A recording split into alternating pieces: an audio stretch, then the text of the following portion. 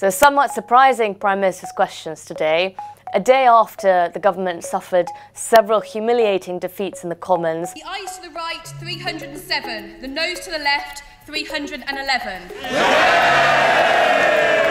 And made history by being held in contempt of Parliament for failing to publish their full legal advice. Jeremy Corbyn did not mention any of this once and focused entirely on domestic policy and in particular the Conservative record on poverty. Last week I wrote to the Prime Minister about the scathing report of the UN Special Rapporteur on this government's brutal policies towards the poorest in Britain.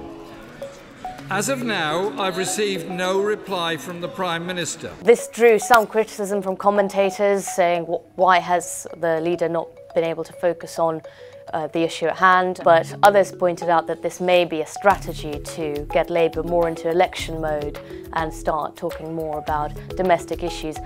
What we have is a government in crisis. It took to the SNP to finally mention the backstop and the legal advice which government published this morning after being forced to do so by Parliament. Is it time that the Prime Minister took responsibility? A responsibility for concealing the facts on her Brexit deal from members in this House and the public? Will she take responsibility? Ian Blackford first raised the issue of concerns about the backstop and how the legal advice suggests that the UK might find itself trapped indefinitely. The legal advice is clear. It states, despite statements in the protocol that is not intended to be permanent, in international law, the protocol would endure indefinitely.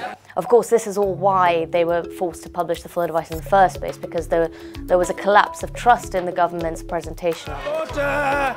Order! Overall, the PMQs today was also notable through a particularly confident performance by the Speaker, John Bercow.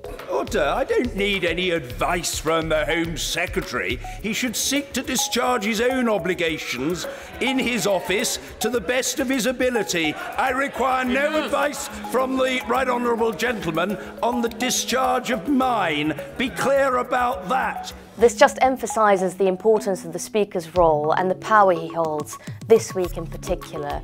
As we go forward to 4 more days of the debate around the Brexit deal, John Bercow is the one who will be calling on MPs to speak in the order they speak. He'll be instrumental in choosing which amendments go when and controlling the whole proceedings.